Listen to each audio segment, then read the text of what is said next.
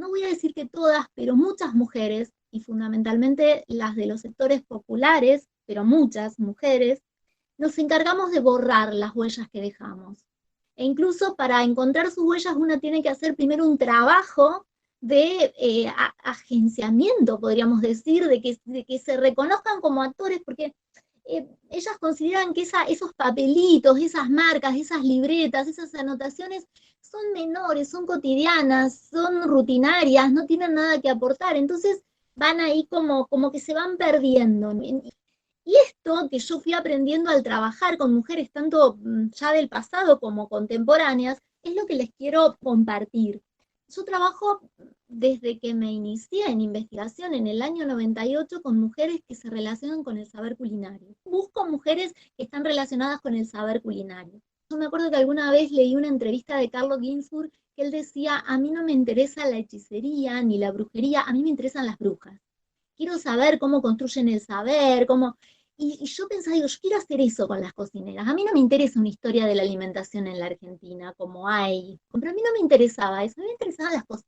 Un poco esa imaginación, esa fantasía que una tiene cuando empieza esta tarea, que ve a estos grandes maestros y dice, yo quiero también, quiero trabajar las cocineras. ¿Dónde aprenden su saber? ¿Cómo lo aprenden? ¿Cómo lo tramitan? Toda esa cosa que uno va pensando y armé un proyecto de investigación que era interesante, que era novedoso, pero que tenía un problema, la factibilidad. ¿Dónde? ¿Dónde estudiar las marcas de esas cocineras? Encontré dos lugares para buscarlas. Una eran las memorias de algún viajero varón o alguna viajera mujer, señora de la élite, que miraba a alguna cocinera, fines del siglo XIX, y escribía qué había hecho. Me acuerdo que ahí aprendí que la dueña del fogón era la negra cocinera, y después uno con las estadísticas va, o los censos va fijándose que durante el siglo XIX las cocineras de las familias generalmente eran afro, ¿no? Y ahí hay toda una relación con cierto modo de comer argentino con la cultura afro. Eso por un lado, pero por otro lado encuentro los famosos recetarios de cocina de fines del siglo XIX escritos por mujeres.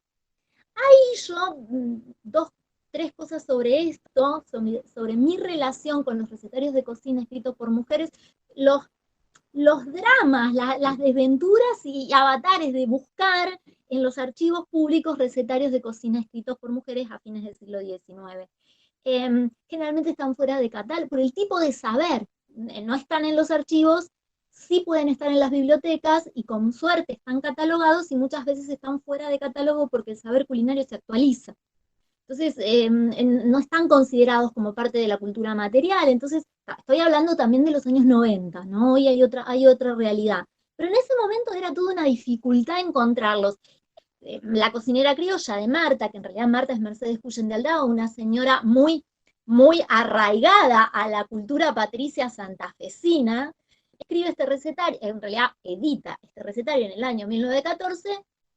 Sin embargo, uno lo busca en las bibliotecas, por lo menos de la ciudad de Rosario, y esto brillaba por su ausencia hasta que, bueno, por esas lógicas que esos lazos que uno va haciendo con los bibliotecarios, alguien me dice, anda esa piecita, y lo encontré ahí, arrumbado, fuera de catálogo. Un libro que podríamos decir es, a ver, los historiadores de la alimentación ponen muchos reparos con usar recetarios de cocina para hacer historia de la alimentación, porque generalmente la escritura, y más a fines del siglo XIX, y la circulación de los libros era un tema de si efectivamente esto se usaba para cocinar. Pero en el caso de las mujeres, lo que yo había encontrado como una beta súper interesante para trabajar era la relación de las mujeres con la escritura, ¿no? Esto de decir, bueno, si Marta era una mujer, cuando supe que sí, que efectivamente Marta era una mujer, y era Mercedes Cuyen de Aldao biografiar a esa mujer, y una vez que había trabajado esas dos cuestiones, una tercera, si entre esta Mercedes Cuyen de Aldao había alguna relación con alguna cocinera. Como estas señoras no tienen archivo personal, pero sí dejaron alguna huella suelta que algún heredero tiene, me pude enterar que sí, que había habido ahí algún intercambio porque ellas no eran cocineras. Pero estos textos no están puestos en los archivos, en las bibliotecas. Entran porque después una va trabajando y marcando el valor y demás, diciendo, bueno, esto forma parte del patrimonio cultural inmaterial de la provincia, ¿no? Los libros que están editados, que tienen encuentran ahí como una dificultad. para formar parte de los catálogos, estos libros que tienen que ver con mujeres y con saber culinario. Trabajando otro recetario de cocina, trabajé varias, porque a fines del siglo XIX hubo varias congéneres que dejaron sus apuntes de cocina convertidos en libros. Trabajando otra señora llamada Virginia Pueyrredón de Pelliza, ella es la autora del Almanaque de la Cocinera Argentina para el año 1881. En realidad en el almanaque está BPDP, es un juego de iniciales.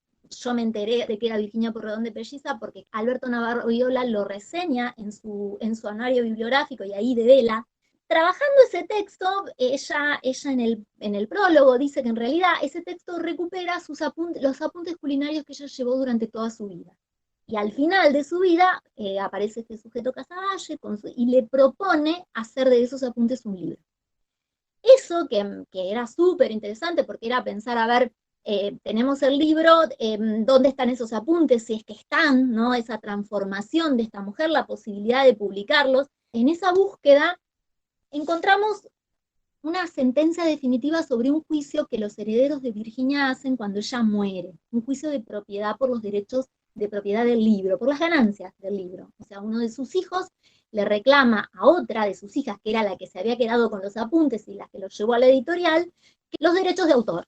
El libro se vendía mucho, era un almanaque, se reeditaba todos los años y querían formar parte, que es esto que había pertenecido a la madre y que estaba generando mucha ganancia, que se repartiese entre todos los hijos. Bueno, finalmente la sentencia va a fallar a favor de Mariano Pelliza, que era el yerno, que era quien había trabajado el libro, y Mariano Pelliza dice que en realidad Virginia había dejado unos apuntes bastante borrosos, que tenía una mala ortografía, que tenía una mala capacidad para escribir. Entonces él había tenido que trabajar mucho y los había transformado mucho, entonces ese libro ya no se sabía quién efectivamente era el autor. Nunca aparecieron los apuntes, en la sentencia los apuntes no están anexados, nunca los pudimos ver, de hecho yo nunca pude ver los apuntes que responden al almanaque de la cocinera argentina. Pero en el juicio, cuando se falla a favor del yerno, el abogado dice algo que yo se los quiero compartir porque me parece que tiene mucho que ver y que es una tradición que me parece que se mantiene. Él dice, muchas familias tienen apuntes semejantes sobre estas y otras materias, que pasan tradicionalmente entre sus miembros y relaciones, sin que se ocasionen querellas ni se salve el umbral de la puerta de su casa para entrar en el dominio de la publicidad y de la justicia. ¿No? Las familias, esto estuvo escrito en el año 1887, muchas familias tienen este tipo de materiales, pero no salen de la casa. Están hechos para estar ahí y para transitar entre los vínculos familiares, pero no para hacerse públicos. Esto que esta familia está haciendo es un escándalo, ¿no? Porque ha sacado a la luz pública algo que pertenece al dominio de la herencia familiar. No del patrimonio, de la sociedad, de la herencia social, sino que forma parte de la familia. Entonces esto, que estuvo escrito en 1887, a mí empezó a hacer pensar por qué hay una tradición de tantos apuntes que aparecen reseñados en varios, y que nunca aparecen los apuntes. Lo que uno puede encontrar es un libro publicado, que uno no sabe si tiene o no que ver con esos apuntes, pero esos apuntes desaparecen. O quedan en el fuero de las familias, ¿no? Y se conservan y se heredan, pero no se hacen públicos, no pasan a los archivos públicos. Lo mismo me sucedió trabajando a otra mujer, pero el almanaque de la cocinera argentina hay un solo ejemplar que se puede consultar, que está muy gastado y que está en el tesoro de la Biblioteca Nacional. Un solo ejemplar. Un texto que según de Navarro Viola, en el anuario bibliográfico, supo tener tiradas de 10.000 ejemplares. No sabemos si es así. Navarro Viola decía eso. Nosotros solo vimos un ejemplar que está en el tesoro de la Biblioteca Nacional.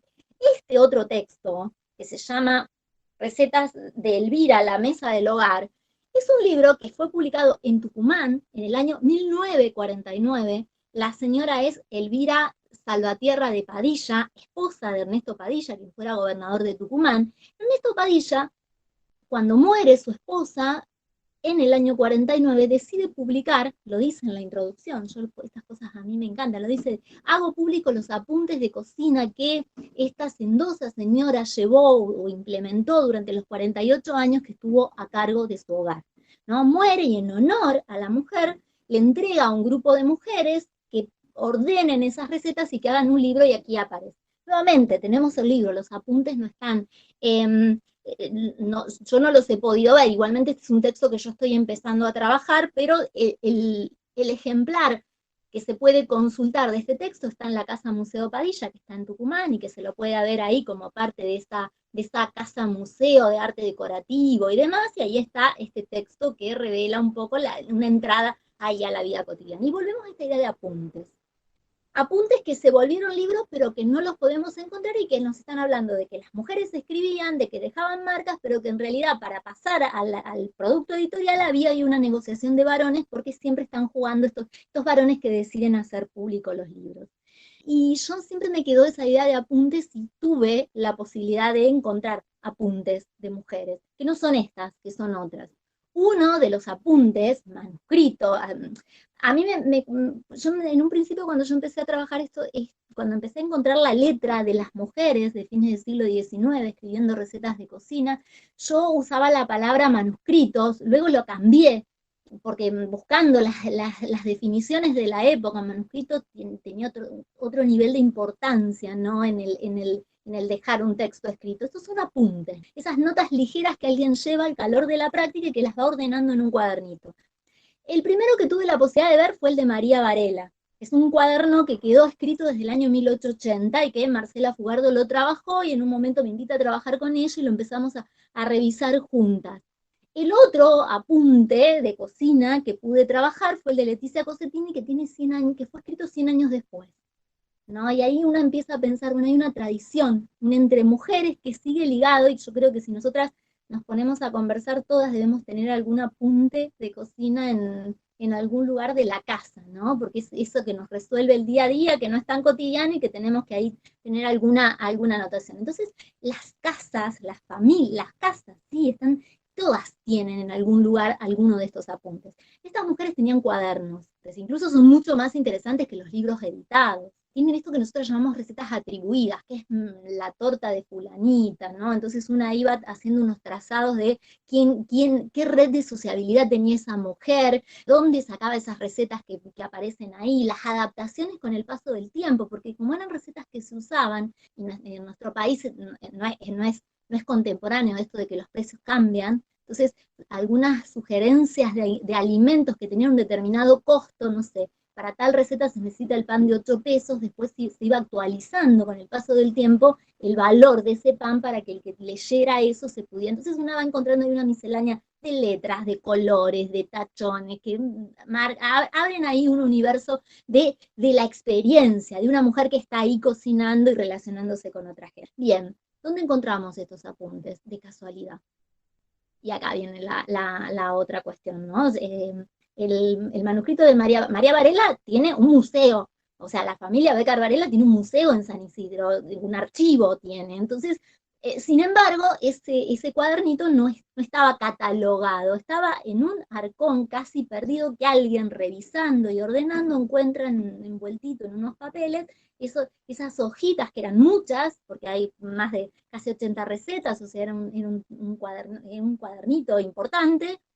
Lo encuentran, bueno, se empieza a trabajar, el texto tiene una carátula, o sea, estaba muy pensado para hacer un cuaderno de recetas, y lo mismo nos pasó con el de Leticia Cossettini. Las hermanas Cossettini en la ciudad de Rosario tienen un archivo, el archivo pedagógico Cossettini.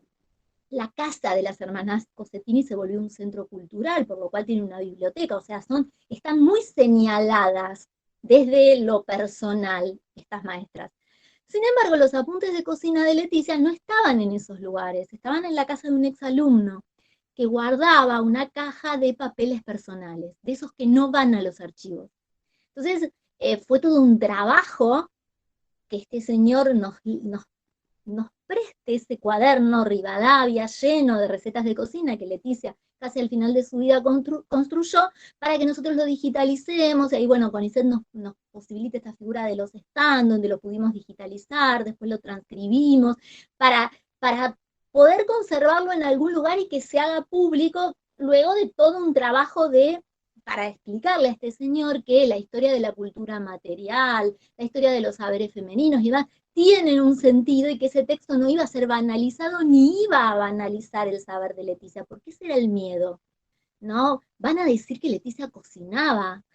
Muchos nos dijeron, Leticia no cocinaba, Leticia era una maestra que producía saber pedagógico, en todo caso era una artista, ¿está? Pero no una cocinera. Y sin embargo, es la letra de Leticia, es el modo de escritura de Leticia, porque Leticia en ese cuaderno aprende a cocinar, entonces los apuntes son deliciosos, no solo es rico lo que propone comer, sino que es delicioso lo que uno puede encontrar ahí. Y sin embargo no estaban, tuvimos que hacer todo un trabajo para que estén, de hecho los llevamos al ISIR por medio de un stand, pero no fueron ni al archivo Cosettini, ni a la casa museo. ¿Qué pasa, no, con estos apuntes? Y ahí yo pienso en el fallo, ¿no? Que ya en 1887 el abogado en el caso de los Pelliza decía, son textos que están puestos para quedar en el interior del hogar, no para salir al espacio público. Finalmente, y con esto cierro, en el año 2018, con un equipo de compañeras de trabajo, tuvimos la posibilidad, una de las experiencias más hermosas que yo por lo menos viví, de hacer talleres en distintos pueblos de la provincia de Santa Fe, trabajando con memorias culinarias, con mujeres que cocinan y que iban a contarnos sus recetas de cocina. Fueron experiencias donde yo pude madurar mucho esta idea que les comentaba, porque estas mujeres primero no tenían la idea de que su saber cotidiano podía ser objeto de trabajo de la ciencia, ¿no? Y segundo, formar parte de un libro y que alguien se sentara a escucharlas, se anotara y tomara apuntes y se llevara lo escrito por ellas. Mujeres muy sencillas, algunas sabían escribir, otras no, por lo cual ese taller fue cambiando. Nosotros tenemos la comunidad TOBA, fue todo un tema llegar a las recetas de esas mujeres, porque había que pedirle permiso a los varones, porque alguien tenía que, y fue toda una negociación el modo en que las recetas iban a pasar a la escritura, porque la escritura es la escritura de un otro. En cada uno de esos talleres no solamente las mujeres iban con sus historias, lo que vivían, sino con muchos papeles. Y eso fue lo que más nos sorprendió. Desde el cuadernito de la abuela, el cuadernito de la mamá, el cuadernito que la tía había hecho en la escuela, llevando las recetas de economía doméstica. Eso nos sorprendió encontrar en pueblos donde algunas señoras llevaron sus cuadernos manuscritos, que muy famosas cocineras en las pequeñas localidades, que luego se imprimieron en fotocopias y circulan sería como la doña Petrona del pueblo, pero era la señora Susana Tal o la otra que era muy buena cocinera, entonces en algún momento sus nietos deciden publicar el recetario y ese pueblo tiene. Esto nos fue abriendo un mundo que nosotras lo que hicimos con todo este saber es obviamente hacer un recetario de cocina, no un texto analítico de las recetas, un texto donde cada una de esas 500 mujeres que participaron contó una receta de cocina y explicó por qué esa receta tenía que estar en un libro de cocina de la provincia de Santa Fe.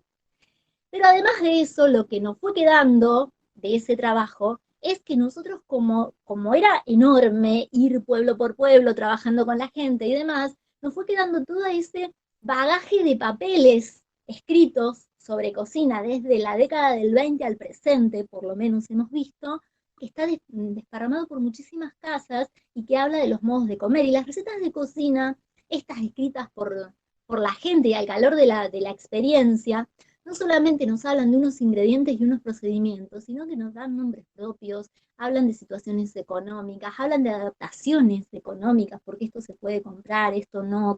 Son, son una entrada, como alguna vez una antropóloga nos dijo, es una entrada a la estructura de la sociedad, la mesa, lo que se come, esa receta que efectivamente se come. Sin embargo, fue todo un trabajo el que tuvimos que hacer para que nos cuenten esas recetas y bueno, sigue estando pendiente esa cosa que nos quedó decir. Una de las hipótesis que aprendimos en ese viaje es que en hogares muy sencillos, muy alejados de la cultura de lo impreso, digo, hogares que no tienen ni siquiera un diario, nada, tienen el recetario Royal y uno se encuentra con el Levarol, el Royal, y no son solamente el recetario, están intervenidos, porque le tachaste, porque vos no llegás a comprar tal cosa, entonces usás tal otra, o anexados papelitos, letras, muchas letras distintas, que vos decís, bueno, ¿será que a alguien le pasó la receta o alguien le dijo cómo hacerlo más fácil, no? Entonces, los hogares se van como conformando a partir de estas recetas, que en algunos son recetarios, en otros son libretitas, en otros, como una señora nos dijo, yo tengo los cartoncitos de yerba de mi suegra, porque los escribía en el cartón de la yerba porque duraba más. Como la cocina es un lugar de práctico que se mancha y demás, había que buscar un papel que resistiese, no solamente, no, la preocupación no era el paso del tiempo, sino el uso. Esto de que si se mojaba pudiese sobrevivir igual, si se salpicaba con algo. Yo quería cerrar esto que les planteé para las mujeres que trabajaron con nosotras, esto de pensar que hay centros de documentación exclusivos para mujeres, acompaña ese agenciamiento, ¿no? Y ese de empezar a decir, bueno, hay un lugar, podemos consignar en algún lugar nuestros saberes. Y yo quería cerrar esto con una cita de Josefina Ludmer, que a mí me gusta mucho, quizá porque porque ando siempre tras los pasos de estas mujeres cocineras. Josefina Ludmer en Las tretas del débil dice, siempre es posible, entonces, anexar otros espacios para el saber. No solo no hay división entre saber sagrado y profano, sino que no hay división entre estudiar en libros y en la realidad. Han descubierto secretos naturales mientras guisaban. Veo que un huevo se une y fríe en la manteca o aceite y por el contrario se despedaza en almíbar. Y finalmente, en la medida en que no hay división en su campo, no es posible escindir mujeres y hombres para el saber, que solo admite la diferencia entre necios, ignorantes, soberbios por un lado y sabios y doctos por otro.